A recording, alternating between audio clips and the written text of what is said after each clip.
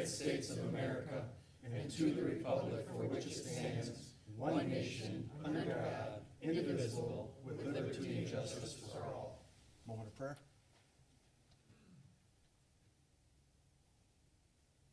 Thank you. Sarah is excused.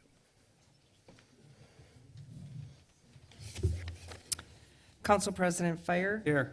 Alderman Wadawa. Here. Alderwoman Calderon asked to be excused. Alderman Brickner. Alderman Damon. Here. Alderwoman Fliss. Here. Mayor Tutai. Here. Telephonic meeting? None. The meeting has been properly posted and noticed. Public hearings, special assessments for Public Improvements Project 1-2025. Unbilled. Please take notice that the Common Council of the City of St. Francis has declared its intention to exercise its power under Section 66.0703 Wisconsin statutes and under Chapter 10 of the St. Francis Municipal Code to levy special assessments for the installation of improvements within the following described assessment district.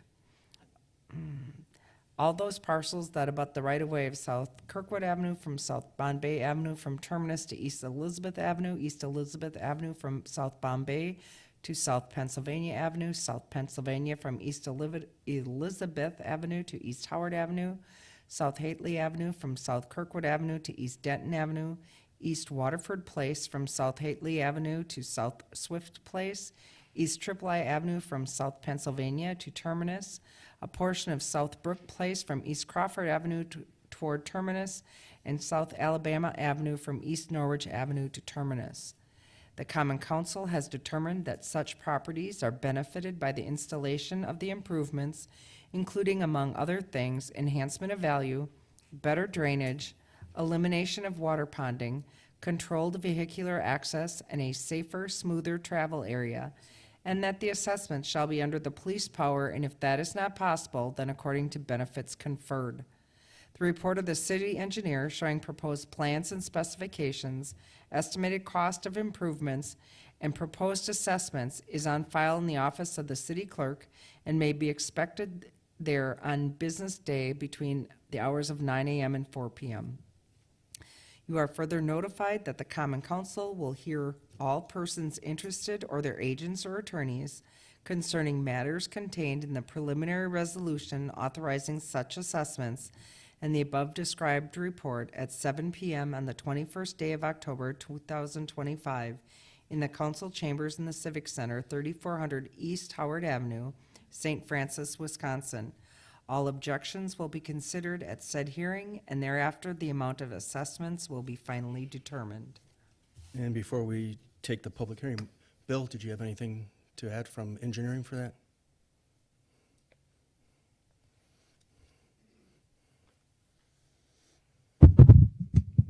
I think Ann covered everything as far as what the assessments that we were looking at on all of the streets. We had looked at pulverizing and replacing existing pavement on those streets with the exception of Pennsylvania, which was milled. Because of the condition of the previous streets being overlaid with asphalt, curb was replaced as well as driveway aprons on each of those properties. Any restoration or anything like that that had to do with the subgrade was not passed on for residents. So we have calculated all the special assessments based on actual quantities. We did also have some sidewalk improvements, but those were related to ADA walks, not included in the assessments. Thank you. Absolutely. Mark? Bill, based on the ordinance, the special assessments are about 70% of the actual cost. The city picked up about 30%, is that correct? So at this time, I've not received the final number from the contractor, but I believe those numbers are accurate. Okay, thanks. All right, for public comments, when we call your name or if you raise your hand, can you please come up to the microphone and state your name and address? Ann, Darren Allard. can you come up and by the mic, please, sir? Thank you. Darren Allard, 4056 Hey Francis, so just up here because is this really a public hearing? It's more of a public telling. You're telling us what's happened after the fact now. So you've gone to police power. I assume it's because of your exercising that right because the road needed to be replaced.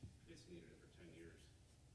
So I've been part of a lot of special assessments, and this one was handled pretty poorly. So the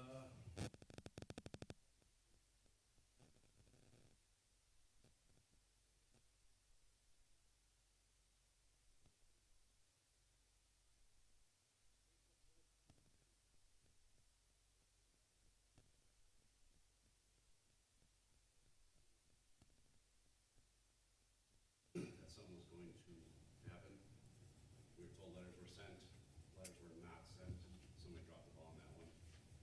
As far as we went and checked with the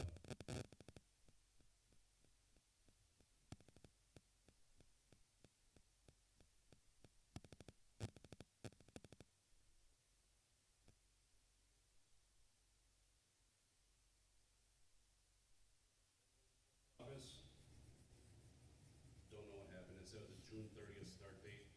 In all reality, we started about July 14th, put our early August end date, and then more like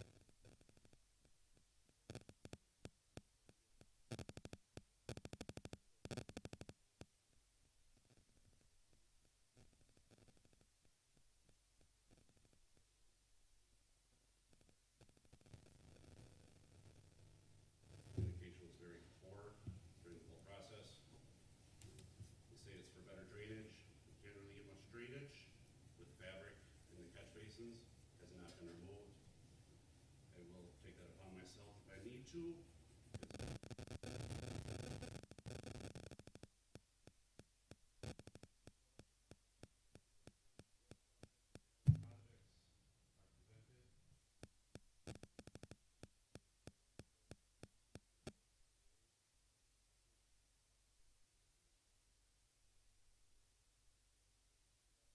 Property owner, and you kind of pass this off as you gave us a set amount already, but you don't know the final totals yet, 70-30, what's the split?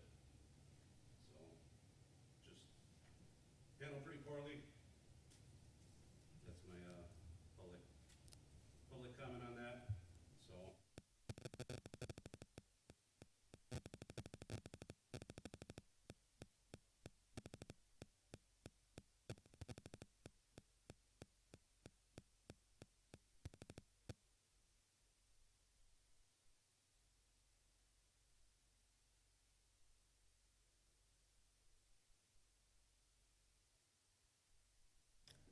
Thank you. Is there anyone else that'd like to speak at this public hearing? Is there anyone else that'd like to speak at this public hearing? Please come up, state your name and address, please. Yes, my name is Daniel Lilly, 2033 East Crawford. Can you just come a little closer to the microphone, please? Yes, Thank you. Daniel Lilly, 2833 East Crawford Avenue. I had a few comments about the special assessment. Start with the good things. I appreciate the transparency of city engineer when we asked for clarification, and the city provided a breakdown of the calculations and how things were run. Really appreciate that transparency. We recognize, as the previous speaker said, that the road work needed to be done. And with some complexities regarding our place, we recognize that the current administration is working on some problems that weren't necessarily caused by the people sitting there right now, or by any of the homeowners that are in the current cul-de-sac. With those things being said, we just had some concerns about the different unit costs for the same service across the different areas mentioned in the assessment. We understand that jobs are bid separately, but it just doesn't sit quite right that there's a 33% or more difference across the different functional areas for each item in terms of remove and replacement, pulverize and regrade. All that's nicely laid out by square foot or square yard. But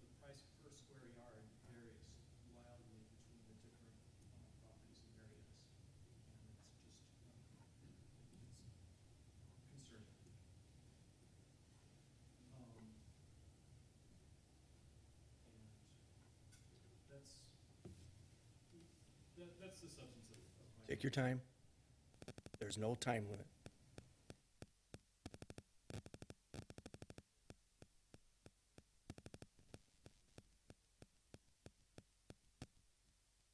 Understanding was that was to avoid some of the notice requirements and the need to demonstrate value for.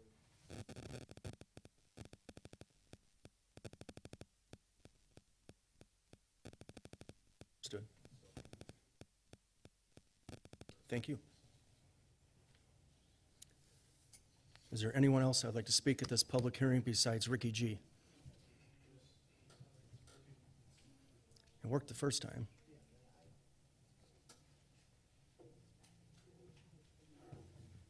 Battery's dead, maybe? Tap on it. I'll try it. There you go. Testing, testing. Thank you. Thank you. That's my idea of a joke. Yeah. Thank you, Rick. Is there anyone else that would like to speak at this public hearing? Ma'am, please.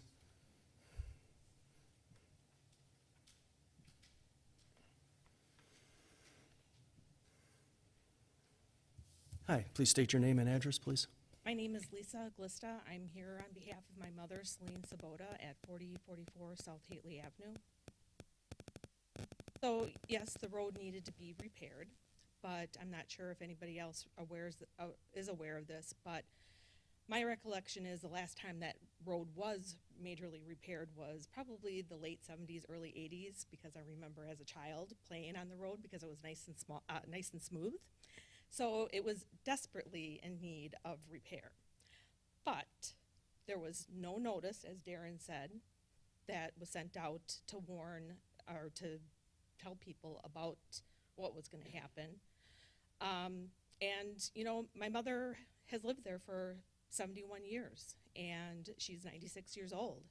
And we are doing the best that we possibly can to keep her at home as long as possible, which is requiring us as a family to pool together and pay for services to help her and to help out financially with taxes and personal care and whatever else she needs, because that's where she wants to be. She wants to be at home. Now, I'd like everybody to think about their parents or themselves and where they want to be when their final days are ahead. So I think it's, you know, it was a pretty shock. It was a shock that this letter had come out. And I can think of about 8 people on the same block that have, that are elderly, that are probably in the same boat, that just want to stay in their own home. And as these taxes keep going up, which they have over at least the last 5 years, I'm not even sure what all the money goes towards, but I would think that a portion of this could be absorbed by the city versus relying on your residents to pay for it, especially your longtime residents, because I feel that they are the staple of the community. They're the ones that watch out for your home, for your family, for your kids, your grandkids. You know, just talking about to family members and what they pay for taxes and other communities, surrounding communities. Cudahy, a family member pays about $4,300 for taxes. South Milwaukee, about $4,200 for taxes. When I asked them if they had to pay any portion, their max portion was about $200, and that was it. And that was complete tear down, curbs, sidewalks, etc. So I guess I would like you to think and take in consideration that you do have a lot of elderly in this community, and that is a big hit, not only to the elderly, but to families. Young families with kids, they want to, you know, live in a nice community. You know, it really hits hard. Thank you. Thank you. Is there anyone else that'd like to speak at this public hearing? Yes, ma'am. Hello, I'm Margaret Rohde. I'm a homeowner at 2833 East Crawford Avenue with my husband Daniel. Again, thank you for answering our questions, Bill. There's just been a lot. We have learned that police power is how road improvements and sidewalk improvements are paid and have been paid seemingly forever here in St. Francis. The communication was poor, as previously mentioned. We made some decisions based on unclear and misrepresented information in conversations we had with the managing engineer. When the decision was being made about how to put in our driveway apron, she said it would not be a significantly increased cost compared to the house across the street for making it a little longer to match our existing property if we agreed to improve the driveway, which we did with the assumption in conversation that we weren't being charged as much as we were being charged. When I asked how much we were being charged, it was told that it was unknown, which I understand. You need time to calculate that. The work that was done, I don't know what you paid for it, but they left a foot drop at the end of the sidewalk with a trench for more than 2 months. And they left a trench in the yard, which was empty through the flood. I assume that contributed to our basement flooding. But then when they filled it was with loose dirt and covered it with a little bit of grass seed, which didn't grow. There are multiple deep footprints where people got out of their car and sunk into the not grass, thinking that they could stand on it. We took it upon ourselves to fix the sidewalk. We worked with Bill to make sure it would meet your specifications. Our neighbor, who is not here, is very unhappy about the way that it was handled. All of this is to say, and I'm sorry I'm not very organized at the moment, but on the level of this city deciding to use police power to continually pay for roads, just the injustice of that. For example, between our two households, almost $30,000 paying for that one stretch of road, which is used by 8 other houses, multiple of which are duplexes. We provide less than 5% of the traffic on those roads, and we're paying the whole cost. The other household not represented here, the Dermodys, are 2 lifelong residents of St. Francis who were born here, grew up here, bought this house, and are on a fixed income in retirement. And we're expecting them to pay more than $14,000, as mentioned by the previous commenter. None of those 8 houses or duplex residents are paying anything.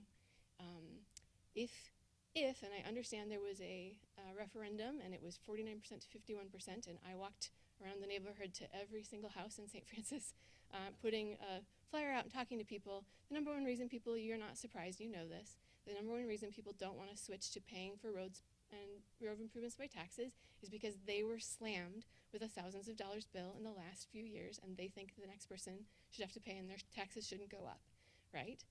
I don't take that position. If you take the total assessed value that you're assessing to the homeowners right now and divide it among the 5,000 households in the city of St. Francis, it would be paid with no interest and less than $100 a household, right? So all of that assessed value that we're bearing the brunt of for the whole city who's driving on those roads, it would be less than $100 per household to pay for all of that. If you did that every year over 10 years, which is what our value will be when you spread it out across 10 years, that would still come to only $1,000, which is significantly less than what everyone here is being assessed, right? With a few exceptions. Over 10 years, over 30 years, it'd be $3,000, still significantly less than more than 75% of the people that you're assessing right now. And I realize that that's not a popular, you might not get reelected, not that a lot of you have been contested, right? You might not get reelected for making that change, but just because it's always been done this unjust way doesn't mean we should continue to do this. It's not fair to our elderly residents. It's not fair to the people who live on KK, who I'm sure pay more often to have their roads replaced because everybody drives on them. We joke that we should put up a toll booth to help pay for the roads, like for all the— Out of Hayham Bayview. Right, absolutely. But, I mean, which is kind of a joke, and also it's just not just, right? And we know that it's not just, and yet we continue to do it. It's not okay. It's not okay. And so I just want to encourage us to look at that, even if it's not enough to save us, and for all of us, if it comes up again, to have mercy on the next people, even though we're getting slammed right now. And we're getting slammed, well, it was more than $15,000, and I'm grateful for looking at it again to make sure it was calculated correctly, which dropped that. I'm very grateful. I do not understand why the different roads were bid separately, especially if it's the same contractor. Why would the per unit price not be the same for all of us? I don't understand. It's more than twice as much for some people per square foot and per ton. I don't understand. That doesn't make any sense to me. And so it just feels like we ought to be more just and equitable. Second of all, in addition to the communication being bad, you sent us something that said that there'd be 0% interest. I really hope that you would honor that, but there's nothing in what you said that says that if we spread this out over 10 years, you're charging us interest. And I realize the state statutes say that you can do it. It's 0% the first year, and then prime plus 0.5% through That's the rest of it. Good to know now, but all my neighbors who got assessed and aren't here don't understand that. For us, it's an additional $5,000 spread out over 10 years if you add in that interest, right? So look at that too, is you probably get a better loan somewhere else, right, to pay for this all at once than to take the city's interest, right? So just, it feels unfair, unjust. I think that we can be better. I think we can be better to our residents. I think I feel responsible for telling people looking at houses that they need to consider the condition of their road before they buy. And that's sad because it's a beautiful city, it's a beautiful place to live. And I believe we're all reasonable, and I hope we can come to some reasonable conclusions and reasonable solutions in the future. I also, if the argument for using police power is that it will increase the value of our home, I spoke to a realtor, she said it will not increase the value of my house that you did this work on my property. I also spoke to a lawyer who said if we wanted to fight it, there's a pretty good case for it's a disproportionate amount to be charged for a single family resident. I tend to be of the opinion that the only people who win in a long legal battle are the lawyers, and I'm spending my tax dollars, which if you are spending to fight us on this, can't we instead just begin to treat all of our residents with respect and justice? Thank you. Mayor, may I make a comment? Absolutely. I agree with you, and I think the majority of us up here agree, and we actually put the kind of the collective street assessment to a referendum It's 4 or 5 years. 2016. Yeah, 2016. I walked to every single house in St. Francis. it's 2016, and that went like 49-51. Yeah. And when I talked to people, they said it was because It- they had paid within the last 10 years and they didn't want to. It's not something that as a body we can change. Unfortunately, it needs to go to referendum in order to change. And I agree. It should be more equitably distributed among the community. Thank you. Is there anyone else that'd like to speak at this public hearing? Absolutely.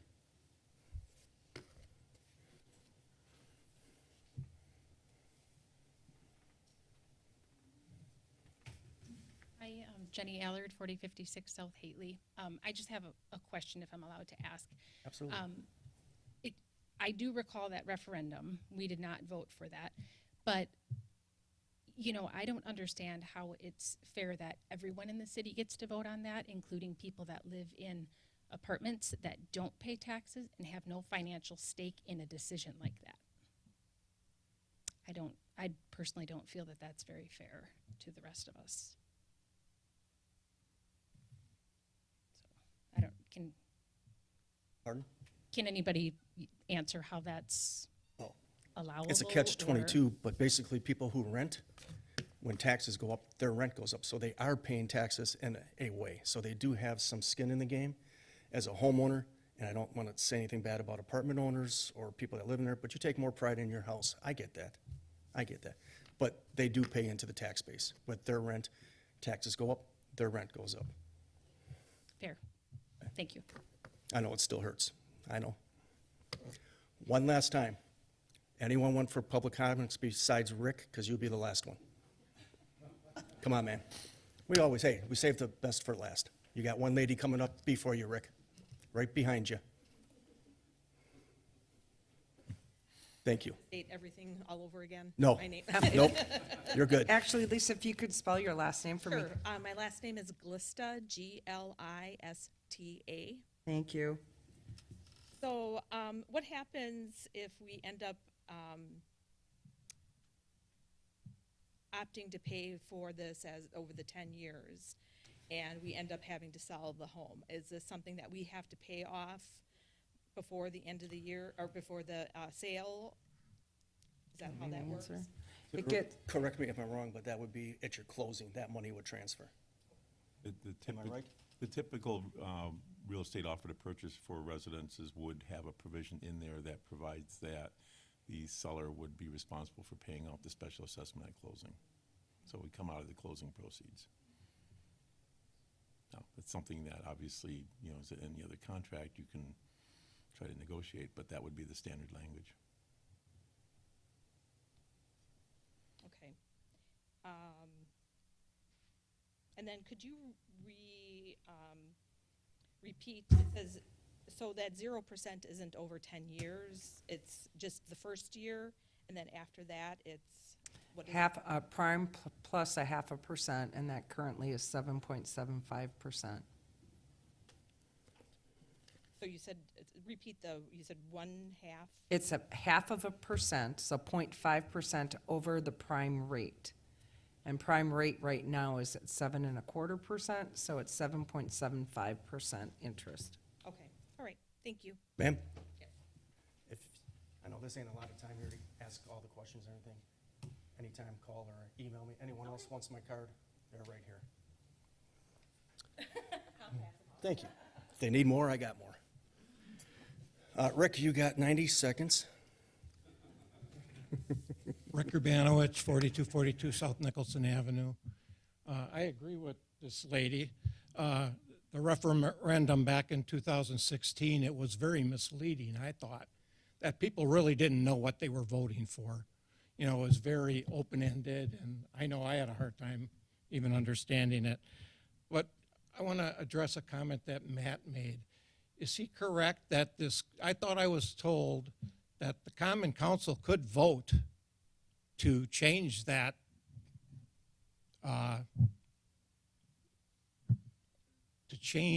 Without a referendum, you're asking if we have the Yeah, authority or power right, to and do I that. thought the council could vote on that anytime. So the 2016 referendum was advisory, just because of the fact that there were obviously, as has been explained, mixed feelings amongst the community. The council was looking for direction from the populace as far as how to proceed. There was no clear answer at the time, and so, as I recall correctly, the decision was made to stick with the existing ordinance, which provides for the use of police power for special assessments. It's specifying those things within a specific project and how those costs are allocated. I agree. So with that referendum being done, when can another referendum be addressed? Or can the council vote on it without a referendum to change it?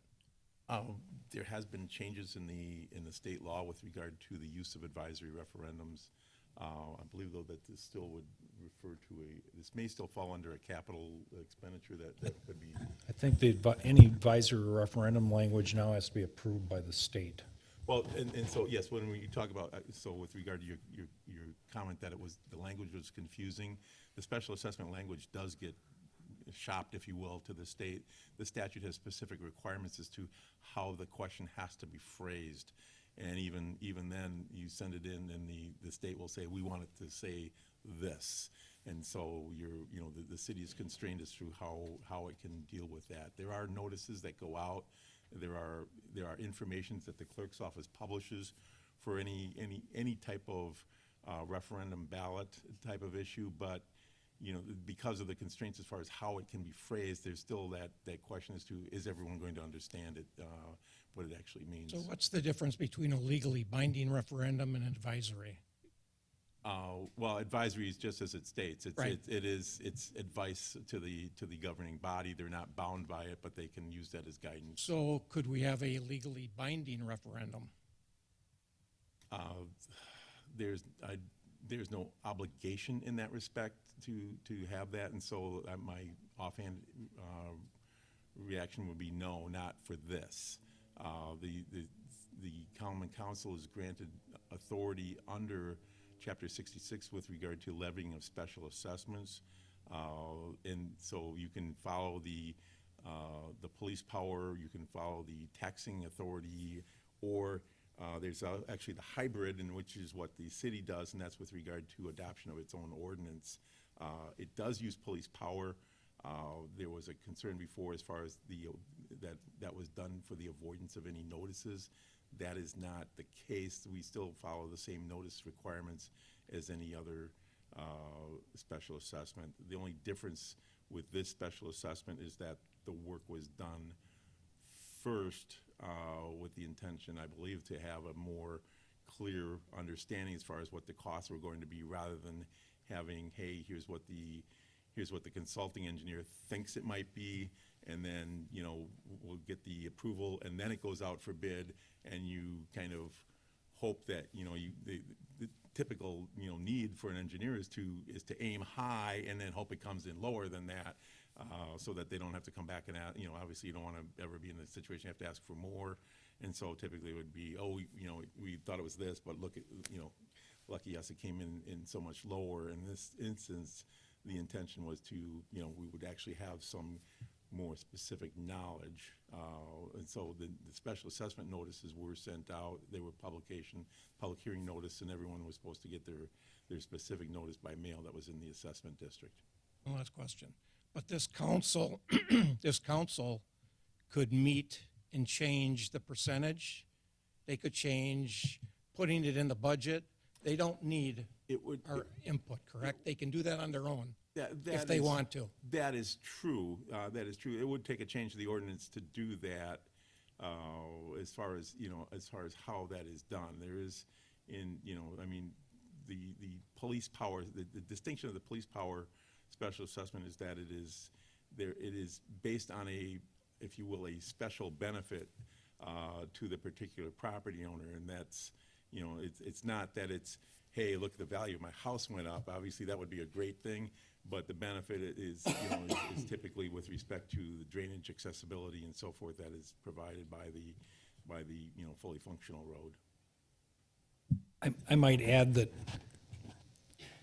while financing seems simplistic in financing it through the city budget, it's not as simplistic as maybe what people think. If you add $1 million worth of debt every year, it's a $100 increase to everybody's property taxes, but some roads cost much more than others. Like the roads that we were doing in this instance, we used the minimal cost. It's a pulverization of the roadbed and a repaving of the streets. But there's a lot of streets that are overlaid with asphalt and concrete, and the whole street would have to be reconstructed. Just a couple blocks of reconstruction of those may be $1 million. The cost to start replacing streets and financing it through borrowing and placing it on everybody's tax bill would likely be more in the $1,000 a year range in order to maintain a street system within the city of St. Francis. So it's not as simplistic as it's only going to cost $100 for every taxpayer. It's more likely to be in the $1,000 a year range for every taxpayer, and then it does become very similar to what people pay for special assessments on an individual basis. So if we look at it from both perspectives, I'm not sure that it's cheaper one way or the other. Both ways you get a new street. Some get it a little sooner than others. And certainly if you have it where it's financed through debt service for the entire city, then what you have is you have a lot of people that will be contacting their elected officials and saying, my street needs to be done first rather than my neighbor's street or the street down the block. So those are the things that other communities deal with when they finance it through the general fund as a debt service. Yeah, but there is a grading system, and maybe Bill can talk a little bit about that, how we grade our streets every 2 years, and, you know, we have a rhyme or reason. And so everyone knows, Rick is on the Board of Public Works, so Yeah, I he's was in gonna the say, process as of this. He's part of the Board of a little Public bit more Works, savvy than, I know we've talked about this, and nobody on the commission really agrees with the way we're doing it, meaning that we'd like to see something changed, even if we change the percentage. I think that would help. And I know it's not going to be done this year with the budget, but looking at, you know, we've talked about it and talked about it for years and years and years. We got to do something about it, because I agree. Yeah, and I think it's First of all, I want to apologize. I did not, I thought that that referendum was binding, so my apologies. And I do think it's, something worth revisiting at this point. I think Mark brings up excellent points, however, about the schedule and how roads get selected and even the costs associated. They don't just go away if we shift the funding strategy to a different way of doing it. But it's something that's, I think, worth looking at again if it's been about 10 years since we've asked the public their opinion of it. Thank you. I like this better than the 2 minutes, too. This is great. Well, you had 90 seconds and you just went under. One last call for if anyone else wants to speak at the public hearing.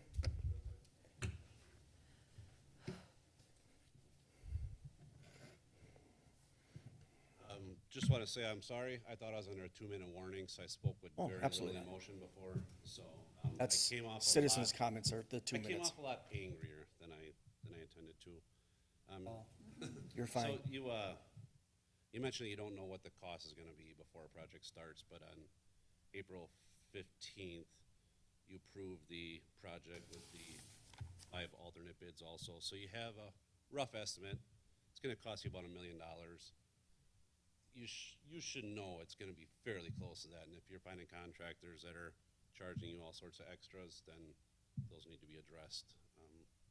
But to say you don't know how much it's going to cost before is a pretty bad excuse. And question I have is Gately Avenue between Denton and Tesh. Who's my alder person? Debbie Fliss and Matt. 2? Two per district, 6 total. Perfect. Thank you. Mayor, may I? Yeah, absolutely. Point of clarification, that's District 3, but there's 6 total alderpersons. Right. So I appreciate the feedback this evening, and yes, we have had many discussions about this.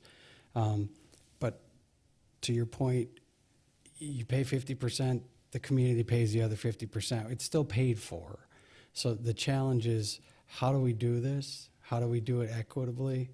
I never liked the argument, my street's never been, or I paid my street, now you have to pay yours. To somebody's point out here this evening, Kinney Connect's probably been in 3 or 4 times since that street was done in 1970. There's no logic in that. You want to make that last couple streets pay their fair share while you're paying yours 4 times over. Congratulations, you won that battle. I don't agree with that. So I appreciate all the comments this evening. It's not falling on deaf ears. We will try to do our best to find a solution, and I look forward to communicating more with all of you. Any other alderperson want to speak? Yeah, I'd just like to say that I'm certainly open to any follow-up communications, and if anybody wants to contact me, I'm happy to speak about it with anyone. I know there's a number of you that are in my district that this affects, and so I'm always available by phone and happy to talk about it.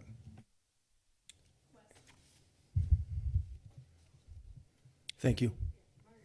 Again, just a You question. don't have to say your name. Can you just help us to understand? You're saying we'd like to do something, but it sounds like you're not doing something for us this year, right? That sounds like future. Can you help us understand the process from here? Like, when is it decided? We're a little shy around not being communicated with. Does that make sense? Because truly, I don't know about if everybody else, the one letter that we got from you that said 0%, just 3 weeks ago is all we got, right? And it was in a Facebook post, and I think there was a little comment in the newsletter that it was coming, right? So what is the process from here? How is the decision made? What can we expect? Mark or Paul?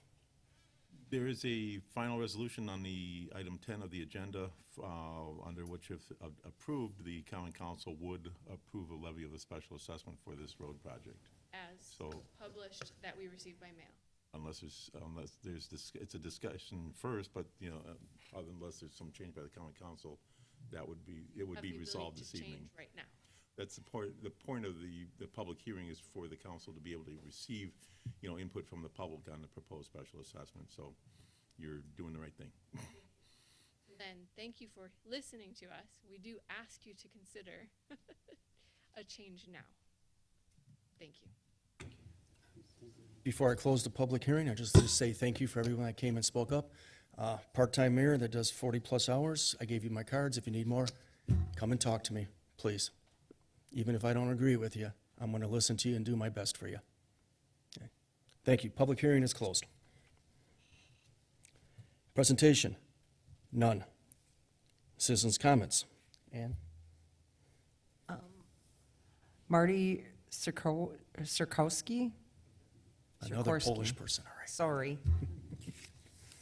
Good evening. My name is Marty Sikorsky, and I live at 3535 East Sevier. I'm part of Debbie's district and Matt's district. I'm here to speak in opposition to the 12-story apartment building that's being planned for the Triangle. A 12-story apartment building would reduce property values because it has loss of lake views and increased density. It's out of scale with the community. I mean, all the other apartment buildings along Lake Drive are 5, 6 stories tops, and this is going to be twice that size. There's going to be a lot of parking space concrete used for parking of tenants. So that's my first point. My second is general concerns about the project. The Parker Town Square should be in the middle of the development to facilitate community, so that people gather in the community. I kind of take this from what the Oak Creek is doing with their town square. There's excessive land used for parking lots. We're turning that whole triangle into, it seems like, into one big parking lot. And then the other concern I have is because of tariffs, how much extras is going to add to the cost of the project. Because ultimately, if we're using TIF money to pay for it, it's got to come from somewhere. My third point, then there's problems with KGI Construction. And I went on CCAP and found out there's a potential there's a lawsuit against them. And what impact does the lawsuit have about impact them trying to have on the project completion? And does KGI have adequate experience to do this project? And I'm not aware that they do. You know, I'm going to echo the concerns of the previous hearing. And I'm also going to say the procedure for public input needs to be more inclusive. There needs to be more notice on this, and somehow it has to get out. There should have been some kind of written communication that we're planning this on the Triangle, and it's going to happen this, you know, and I could have maybe attended that first planning commission meeting.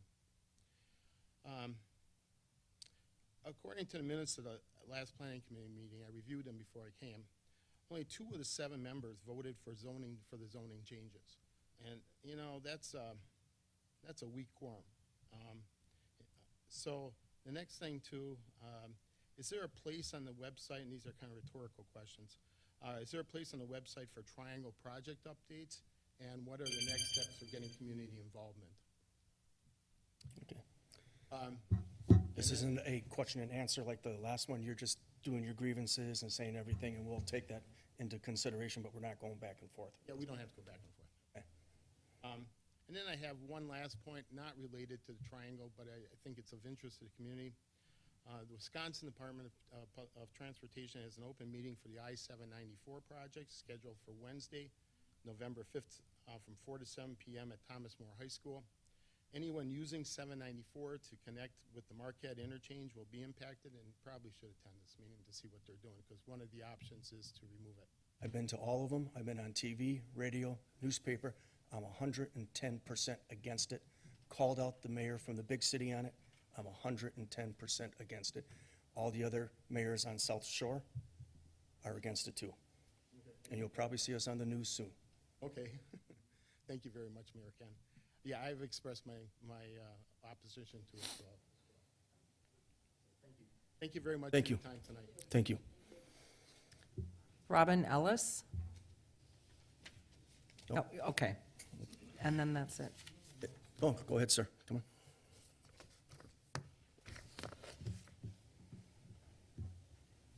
Oh, thank you. Is there anyone else that would like to speak for citizens' comments? Citizens' comments are closed. Consent agenda. Is there any older person that would like anything removed? Mayor, I'll make a motion to approve the consent agenda as listed. Second. Any further discussion? All in favor? Aye. All opposed? Ayes have it. Recommendation of action from committees, commissions, and boards. Action to be taken from the licensing committee meeting held October 21st, 2025. Don? Mayor, we're looking for a beverage operator's license for Anion Reddinger.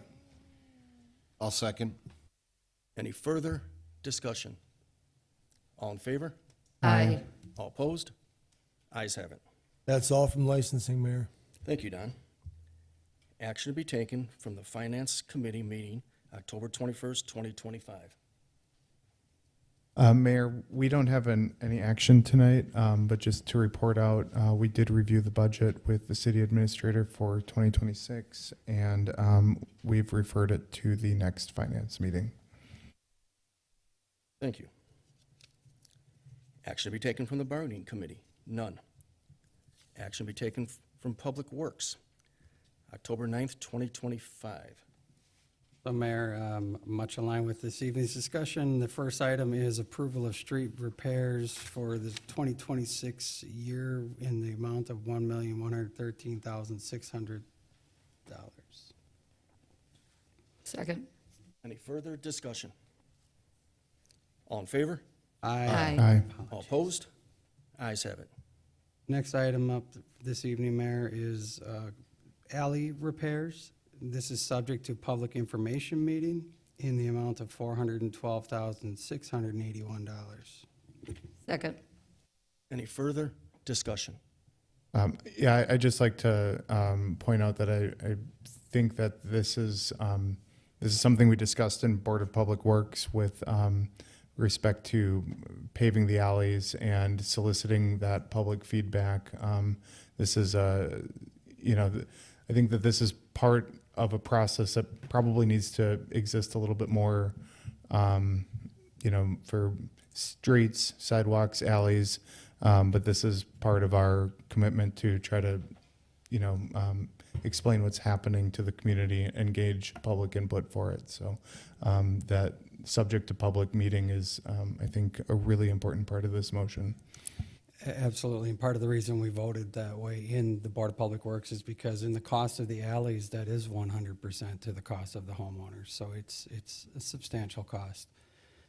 But it is a concern that's been brought forward. People want these alleys repaired, so we're giving them the information before we move forward, which is why it's subject to a public information meeting. Thanks, Sean. Anything else, Sean? There was no second that I heard. Did you? Okay. She was soft-spoken. Any further discussion? All in favor? Aye. All opposed? Ayes have it. And the last item from Board of Public Works this evening, Mayor, is sidewalk repairs with a $100,000 cost and a $20,000 GIS build for future development of sidewalks as well, in a grand total of $120,000. I'll second. Any further discussion? All in favor? Aye. All opposed? Ayes have it. That's all from Board of Public Works, Mayor. Thank you, Sean. Action be taken from the Planning Commission? None. Resolutions and ordinances?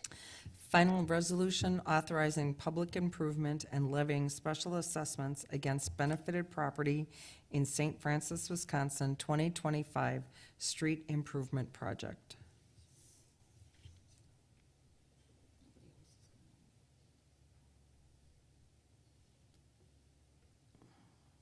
I'll move to introduce and adopt.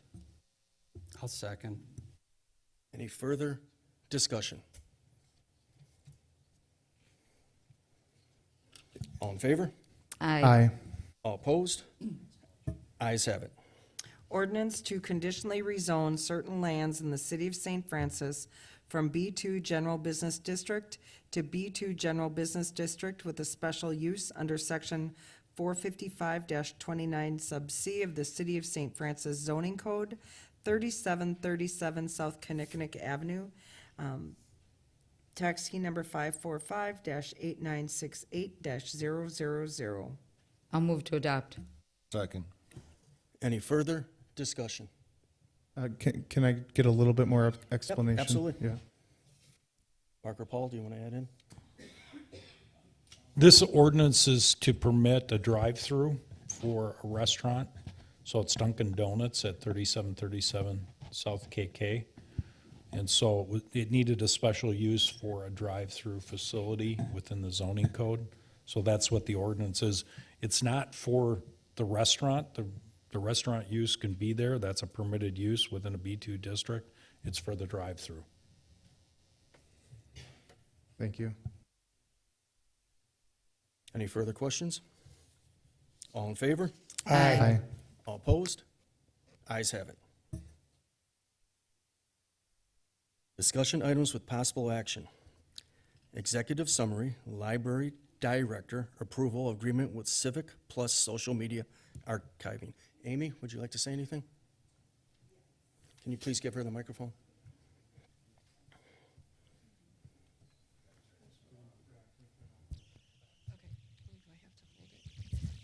Okay, so I am not asking the council, just to clarify, to approve any quotes or anything at this time. But it has come to my attention that we have not been properly archiving social media and websites for public records. So, and that's according to my research. So this came up at a library board meeting, and there's been a lot of discussion about it. I have gone out and gotten quotes. I've spoken to a number of people, and it seems it would be less expensive for the entire city to contract with someone for this service than if we did it on our own and then eventually the city did it on their own. So what I am asking now is for the Common Council to make a commitment to look into this issue and the necessity for social media archiving, and let the library board know whether or not they're going to take this up. I understand the council would want to seek their own quotes probably. And then individual departments could be charged accordingly depending upon what social media or website activity they have. I have gotten quotes. It's relatively inexpensive if it's done for the city as a whole, and it guarantees compliance with the law regarding public records. It saves staff time. It makes sure that it's being done consistently. It consolidates all of the records in one place, and it makes sure that the records that you're saving include public comment, include the metadata, include everything that's required to be fully compliant. So I can give the council or whoever is going to be looking into it the information that I have, the names of the companies that I've spoken to. The cost would run, depending upon the service that you require, and the number of social media sites and pages on websites. Right now, the quotes that I have run from $3,000 to $6,000 or $7,000 a year, plus some nominal setup costs. So that's what I'm asking for. We're sort of in a holding pattern, and I'd like to know if we should move ahead on our own or if the city is going to take this up and address it citywide. Before any council members say anything, I'd just like to put in, this is not in the budget. We're gonna have to find money for it. So I'm just asking everyone to think very carefully. Please. So my question is, the bid you got, is that for the social media that the library currently holds?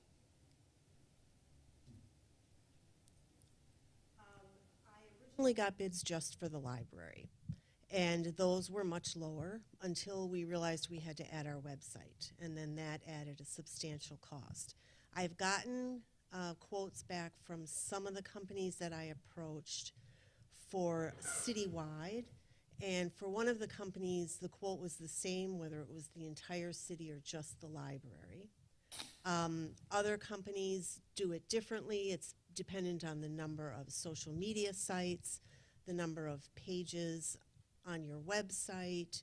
There's a maximum number of records that they can do a month, things like that. So I don't have all of the quotes back for a citywide plan, and I'm not sure that I know enough to give them all the information they need to provide a quote. I would probably recommend that you have Feroz or somebody else look at that and decide. He may know people or companies that provide this service that he's aware of. He may know more than the ones that I approached. The first one I approached was Civic Plus, which has done your website in the past. And as you can see from the executive summary, they provide the service for a large number of the surrounding communities. So in follow-up, I did look back at the last 3 months.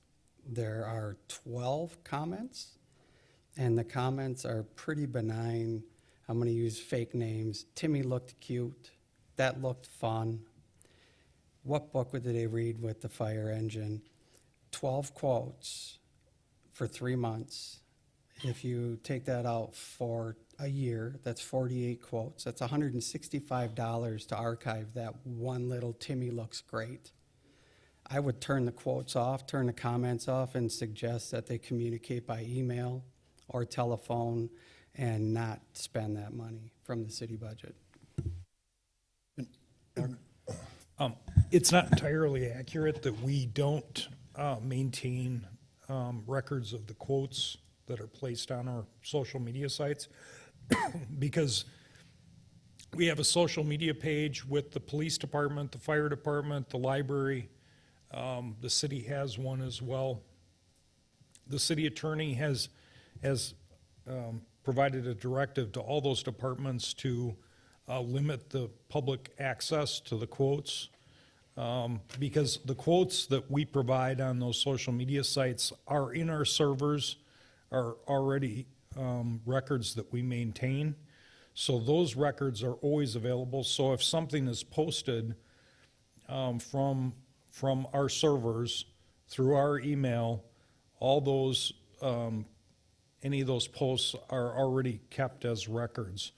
The records that aren't kept, which I think have come through Attorney General rulings and state court rulings in determination of what records need to be kept in social media, has changed over time, and those records reflect that the public's comments that are made to our web pages need to also be kept by the municipality if they're sponsoring a social media web page. And so what Alderman Fire has indicated is, and what we've indicated to the departments, is to limit access, public access on comments that we would make on our own social media pages, and that makes us in compliance. For those communities that are much larger than us, that have a lot more input on their social media sites, these record-keeping services that are provided by various firms, not just Civic Plus, but various firms, typically are in the $2,000 to $3,000 a month range in order to maintain those records. So it becomes very expensive because those firms have to maintain those records on a just-in-time basis. So if somebody makes a comment, they have the right to withdraw that comment. That comment that they made and withdrew still has to be maintained as a record. So they have to constantly monitor those social media sites for every comment that is occurring over time in order to maintain those records. And that's one of the reasons why the cost of providing these services is so high. The mayor is correct. We don't have these funds in the 2025 budget. And based on my discussion tonight, we all understand the straits that we're in for the 2026 budget. My recommendation, and I think the city attorney's recommendation, is to minimize the public access to our existing social media pages so that we maintain compliance with state open records laws with regard to keeping the information and making it available to the public should we get a request, but not necessarily allowing the public to comment where we don't have access to archive those and keep that in our records currently to maintain that compliance. Would that work for you at all, Amy, doing something like that at the library? No, the whole point of social media is that it's social and that it provides two-way feedback. And the comments that he's referencing are probably on just one of our sites, not all of them. And I would also, and I don't know how much research Paul has done on it, but my understanding is that were you to get a public records request, or if there were to be some litigation regarding a public records request, if you have just taken a screenshot of a post and saved that, you don't have the metadata. And if you have it archived by an independent company, they have like every edit, every change, every deletion, everything, they have a record of it for the required amount of time. So whether or not the process of just taking screenshots of a post and putting it in a folder is acceptable across the board is a question.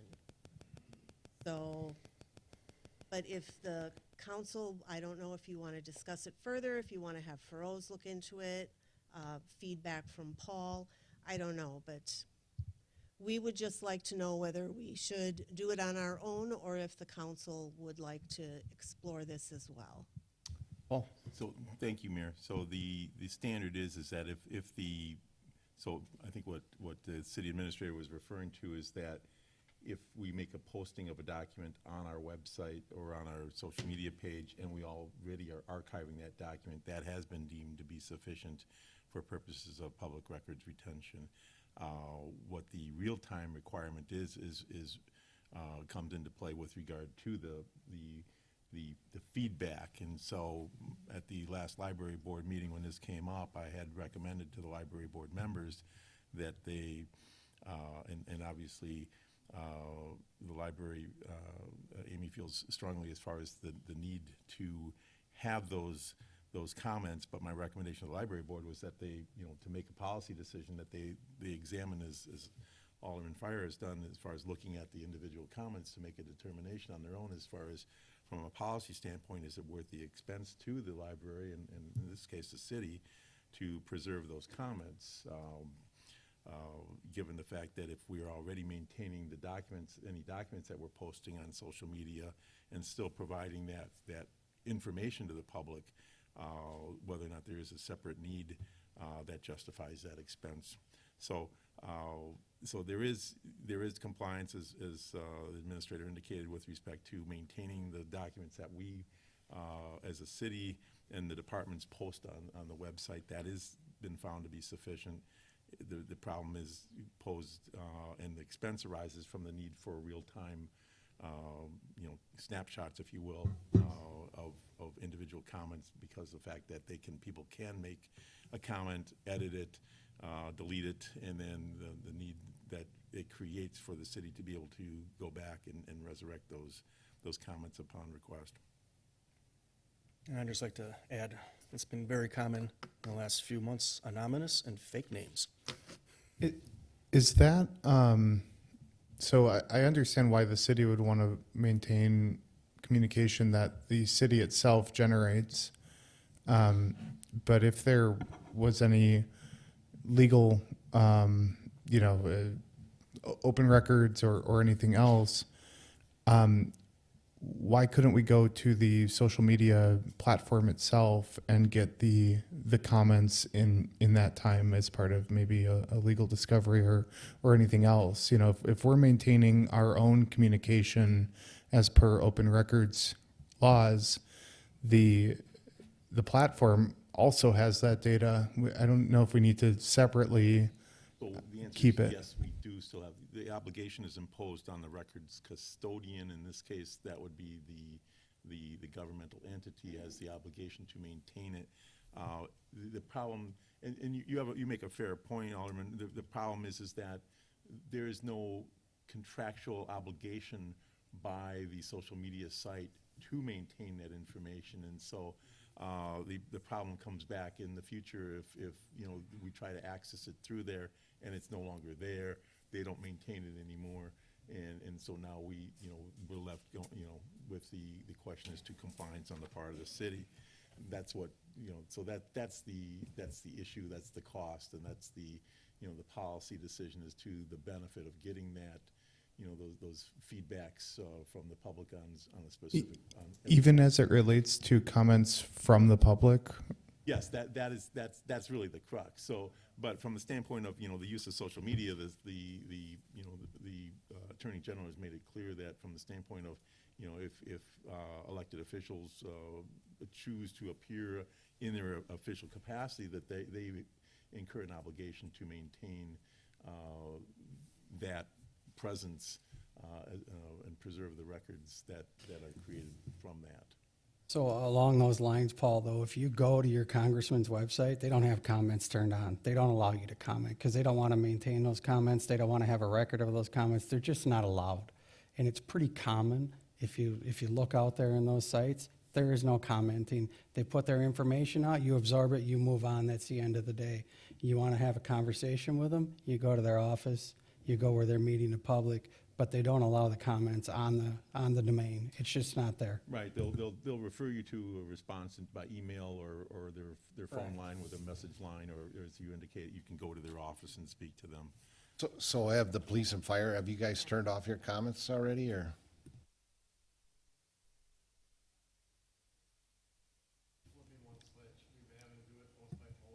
And how is that gonna affect your site there?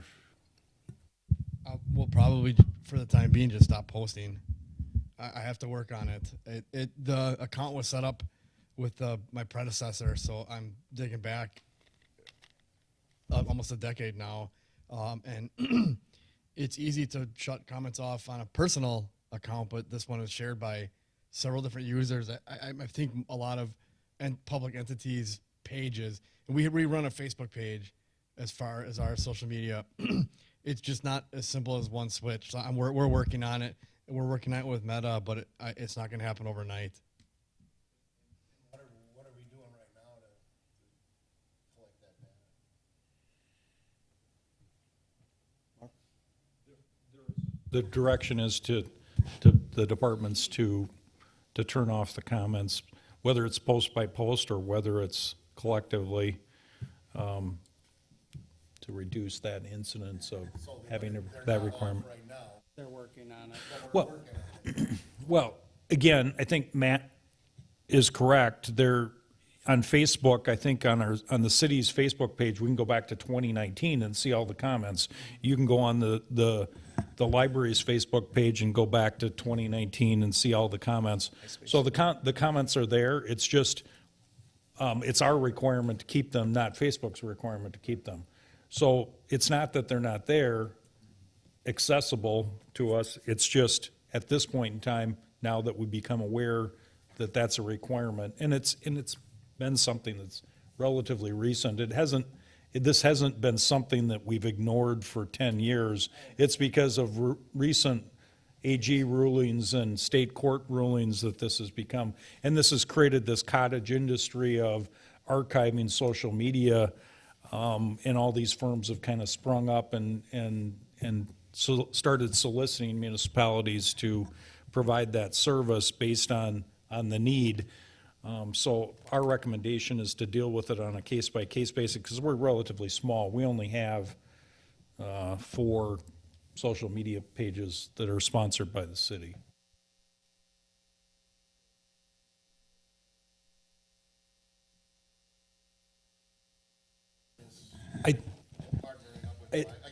That's a policy decision on the council, but I think our recommendation in dealing with it right now, based on the city attorney and myself, is to manage it by limiting comments rather than moving forward with archiving, because the cost is expensive. And have we gotten any cost estimates on that? I have not, just from personal experience and talking with other administrators.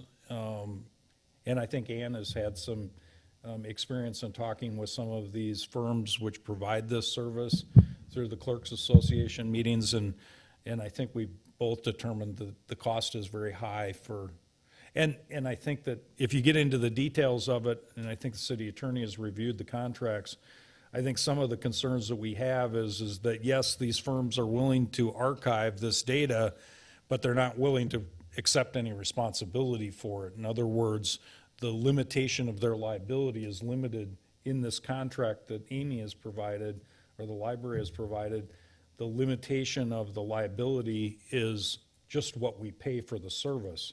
So they're really not, they're saying, yes, we're gonna archive the data, but should you get sued, we're only willing to stand behind you to the extent of whatever you pay for the service, which, It's actually what you paid in the previous year, so for us, there would be no payment in the previous year, so nothing. so no- the no value, responsibility the this year. value of the service is really only what we're willing to pay for it. So it's kind of, typically when you look at insurance, you don't want to insure 100% of whatever your value is in premiums.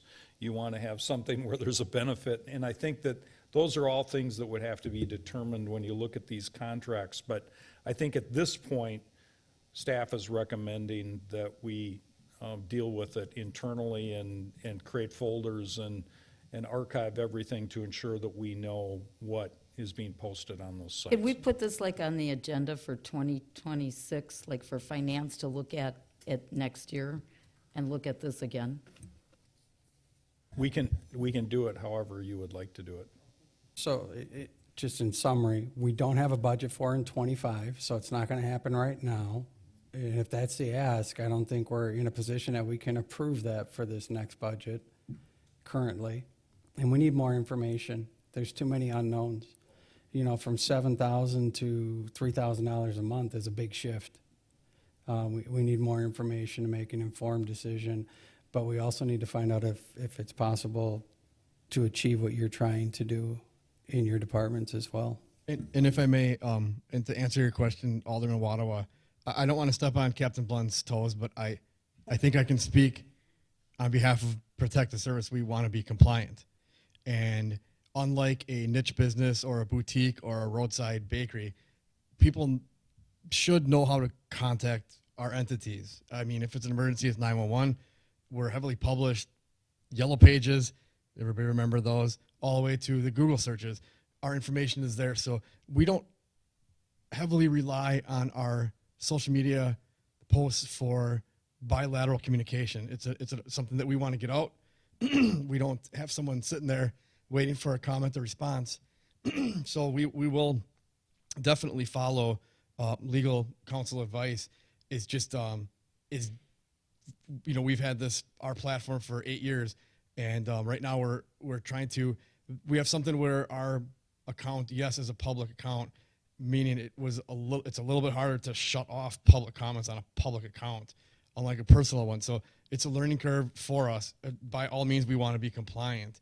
And like I said, not to beat a dead horse, but we don't rely on it for two-way communications. So we're going to make it work. We've been working on this for approximately 2 weeks, 2.5 weeks. Just on a quick search while we were talking, many of our counterparts are still either archiving or they're not following, the AG's guidelines. So we're working on it. It's just, I guess what I want to say is just not happening overnight. If I may, please. I think it's an important subject, but it's very, very new. It's going to be costly. We need more research on it. And not a year, not 6 months, much sooner than that. And if any older person like make an action for that, like Debbie said, put it to January for the Finance Committee, I think that would be proper. Yeah, I think to that point, I'd like to think about two things. First is obviously there's going to have to be a budget line item associated with this at some point. But I think secondly, and maybe more importantly, we're talking about, court precedent, not legislative action yet at this point, which means, at least in my opinion, and, I'll defer to the lawyer, but that to me feels like it's subject to change, maybe more quickly than legislation would. And so, we certainly need to revisit this. We certainly need to be in compliance with the letter and the spirit of the current kind of precedent that's been set. But we also need to revisit this and make sure that in 6 months' time we're still in compliance with it, because it seems like a fast changing thing. Well, thank you, Absolutely. Amy, though, for bringing it forward. Yes, thank you, Amy. But the bottom line here is, the library's gonna move forward with following through with this to try and come up with a contract. I mean, ideally, I'd like to get a whole city solution for all of the various departments and communications that we do.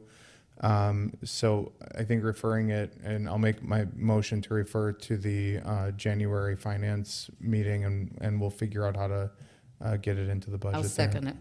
But just further discussion to clarify, if the library chooses to move forward, that's coming out of the library budget. They're going to have to find a way to make that work. That's not additional funding from the city, because that has not been approved by this body. In no part of my motion did I change the libraries or put us on the hook for No, no. anything the library is doing. Steve's Yeah. comment to Amy was that they would continue to move forward if the board approves. If they're going to do that, that comes out of the library board budget without additional assistance from the city. So they're gonna have to find a way to make that work, because we don't have the budget for it. It's not a line item currently.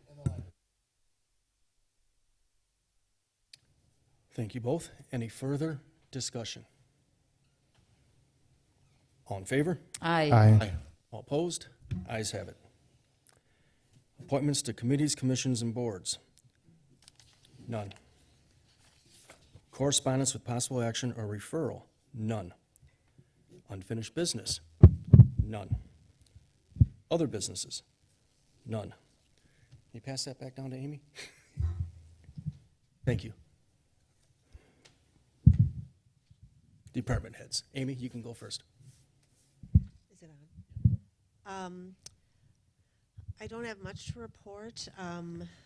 As some of you are aware, our custodian is leaving as of October 31st. He was on medical leave recently. We have posted the position. It's a part-time position at the library. We have not had much response yet, so we are hoping to cobble something together so that the library can stay appealing to the public long-term. And that's all I have. Thank you, Amy. Young William. Good evening. First off, I wanted to just introduce Josh Meyerhofer, who was with me tonight. He's a project engineer in our Milwaukee office in our Public Works Division. Josh occasionally may be filling in for me if I have conflicts, so I just wanted to introduce him to the board. I provided a monthly update for you. I'm not going to go through every item. Some really don't have a lot for updates, but I am going to comment on three which impact the public. Waterford Avenue, that had a sinkhole earlier this year, and we've been working with the city of Milwaukee ever since to be able to get that repaired. For those that aren't aware, the city's water system is actually owned by the city of Milwaukee. So they control the construction. In this case, the water main is actually being replaced between Kingen and Tesh, and they advanced their capital improvement budget to be able to get that completed this year, which is why the road hasn't been repaired. I was recently notified that they have contracted with UPI to complete those repairs, and construction's going to begin November 3rd. The work itself should take about a week, and then they have testing, and then connections to the laterals for the new main. Preliminary schedule right now for restoration of the pavement, that being a concrete street, is around November 24th. We are still working with the contractor. One thing I can say is that in the case they run into weather, the road will not be allowed to be left as gravel throughout the winter. So continuing to work with them on that. Second update actually is also in regard to water main breaks. We've had water main breaks dating back to 2021 that we still have temporary patches on. I've been working with the City of Milwaukee for about the last year to try to get those replaced. I was just informed also that UPI is going to be under contract to be able to complete those restoration to a permanent surface on those 15 patches. The goal is to complete those all this year. In the case that those aren't, they'll get as far as they can this year. In the case that asphalt plants close, which some have already closed, the asphalt will be held off until next year. Last update I just wanted to provide is the Bluffs at 3700 Lake Street. They're going to be doing a water main connection across South Lake Drive. And there's going to be a section of South Lake Drive that's going to be closed for approximately 2 weeks, starting November 3rd also. The detour plan is essentially from Packard to Howard, so that section in front of the Bluffs will not be accessible during the water main repair. And with that, I pass.